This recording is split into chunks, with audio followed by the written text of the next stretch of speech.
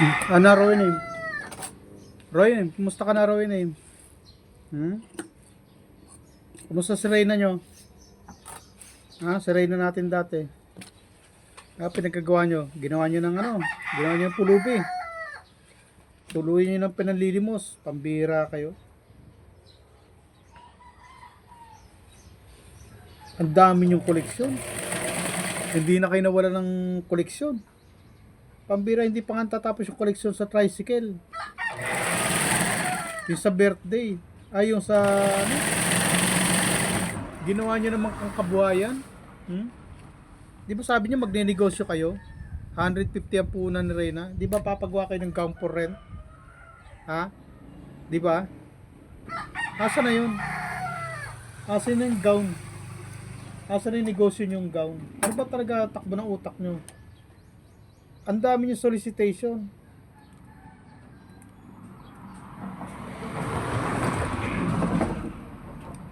Si Yan Vasquez, ang gusto mangyari, nangungulektan 50-50, hindi raw para sa birthday yun. Para daw yun sa negosyo ni Reyna. Anong negosyo?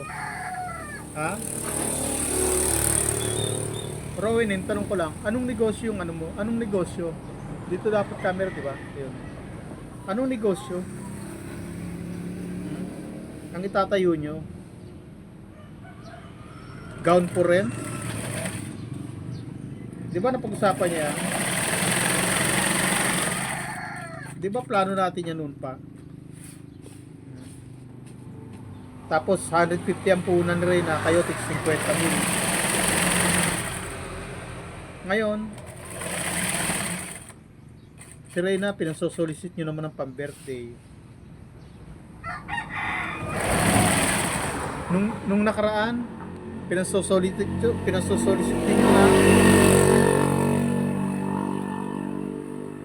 pan-tricycle. Asa na yung tricycle na service? Nakumpleto nyo ba yung pambili ng tricycle? Hindi pa. Asan yung pera ng tricycle? Paki-update nyo nga kung talaga naghahanap kayo ng transparency. Kayo nga, i-update nyo nga yung pambili ng tricycle. Asan na yung pambili ng tricycle? Wala na. Wala nang balita. Nakumpleto ba? Nabili ba yung tricycle? Bakit yun? Si Reyna nandun, nakatanghod sa kalsada, naghahantay ng service. Matapos maglakad ng putika, nandun, nakatanghod. Naghahantay ng service. Asan yung service ni Reyna ng tricycle?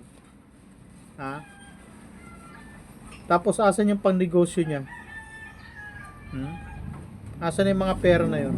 At ngayon, magsosolicit ka naman, nananawagan ka para sa birthday ni Reyna. Ano ba kayo? Akala ko ba may mga sponsor kayo na para sa gamutan ni Reyna, sa pag-aaral ni Reyna? Ano yung bata? Nakanganga, nakatanghod, naghahantay ng service yung tricycle. Ano ginawa niyo sa bata, Rowin? Tanong ko lang, bakit mukhang kawawa ngayon si Reyna? Nandun nakatanghod habang naghahantay ng tricycle sa labasan. Samantalang dati nung kay Roda, ano yan? Di ba naka-service yan? May tawag ko? Saan ba ako titingin dito? Andiyan ba camera? Ayan. May service yan. At alagang-alaga yan. Ngayon, nung kinuha nyo, nasa na si Reyna? Nandun, nagdadamo.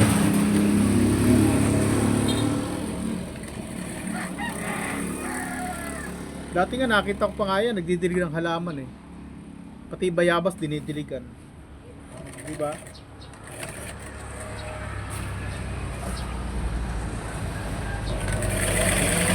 Ano pinagkaiba ng buhay ni Reyna sa buhay niya ngayon? Ganun din. Dati tinutulungan ng kalingap, kinuha nyo. Ngayon, ganyan nangyari. Wala nang pagbabago. Naipagamot nyo ba?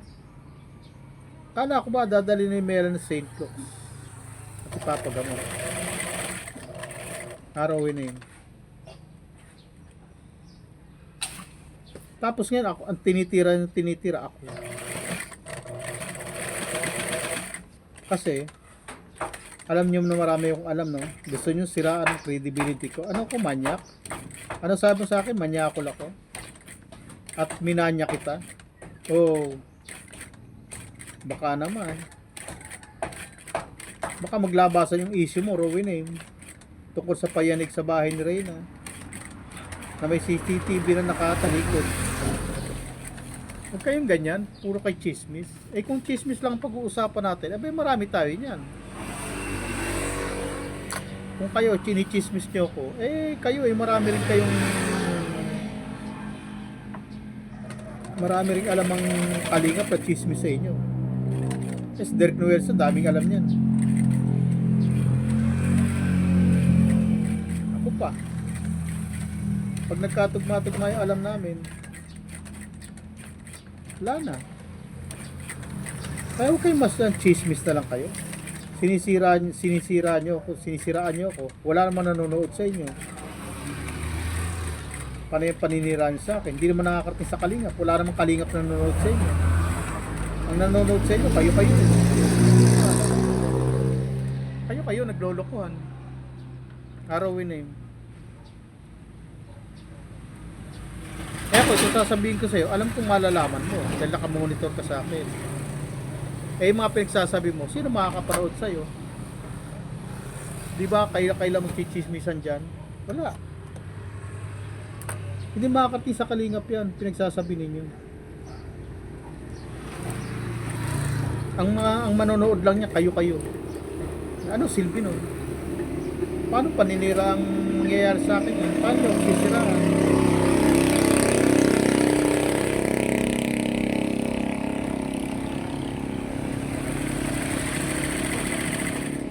Eh yung credibility nyo, sira. Kita mo, ilang oras ka na nag-live? Ilan nood sa'yo? Wala pa 1,000. Pambira ka, Rowan.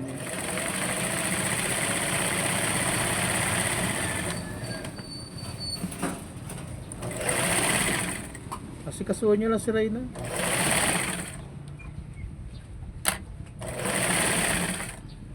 Kayo, ganda-ganda ng bihis nyo. Yung bata, dugyot. Hindi na yata nabibilang damit si Reyna ngayon. Nabibilang pa ba ng damit si Reyna? Araw yun eh. Eto, may manood dito at wala. Okay lang, no problem sa akin. Ito ay para sa ito, Rowin eh. Tanong ko lang. Kasi nakaka-boring na din naman kayo. Wala naman kayo kwenta reaction. Boring na kayo.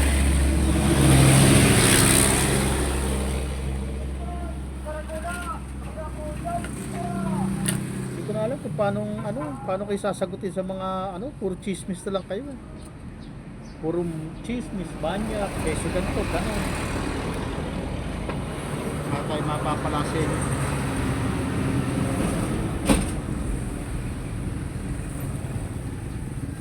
Nag-upload ako ng video, walang kwenta-kwenta i-upload ko. Paano? Walang kwenta-kwenta yung mga pinagsasabi nyo. Ang hirap yung i-rebat.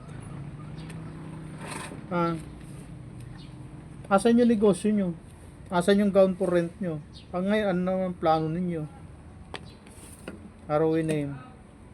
Pinalilimos nyo yung bata para sa birthday niya. Eh mga karaos naman niya kahit walang birthday. Ilang birthday na ba ang inabot niyan? Sobra-sobra ng bongga ng birthday niyang bata na yan. Isipin niyo naman yung kalagayan ng bata ngayon.